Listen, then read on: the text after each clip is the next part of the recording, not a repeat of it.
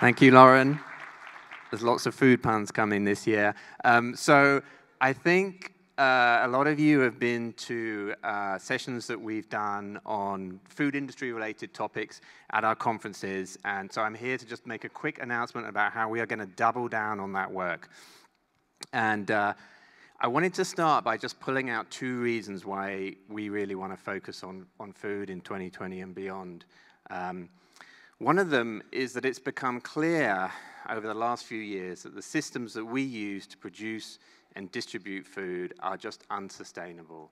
So just to take one metric that we might use to measure sustainability, greenhouse gas emissions, there was a recent report from the World Resources Institute that predicted that by 2050, the greenhouse gas emissions from agriculture and land use change will reach 14 gigatons of carbon dioxide every year. But in the same report, they looked at what we would need to do in the sector if the sector were to help limit global temperature increases to 2 degrees C, and they find that the sector can only emit 4 gigatons of carbon dioxide. So clearly, we've got a huge gap there that we need to address. And that's just one metric. There's many other sustainability issues around food, biodiversity, deforestation, water scarcity, and we face a similarly daunting challenge on all those fronts. But at the same time, as we come to realize just how challenging this system is, we're seeing really genuine, exciting change. So we're seeing some of the major players in the food industry, and we're going to hear from one in just a minute, commit to measuring their greenhouse gas emissions and setting targets for reducing them, and taking similar actions on other dimensions of sustainability. We're also seeing technologies that just a few years ago were kind of niche and that, sort of academics and early stage entrepreneurs were interested in. We're seeing those technologies attract serious attention from big investors and from major players in the food industry.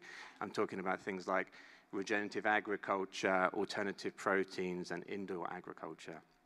So what's clear to us is that, yes, this challenge is scary and daunting, but we're seeing so much exciting work starting to happen that's going to help us meet this challenge, and that is going to create many, many opportunities in the years and decades ahead.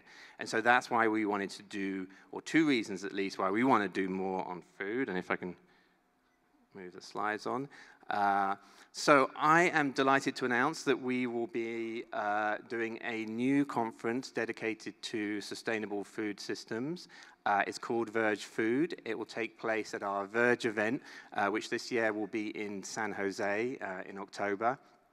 VERGE is an umbrella event that features this year 5 concurrent conferences: energy, transport, circular economy, carbon economy, and food for the first time.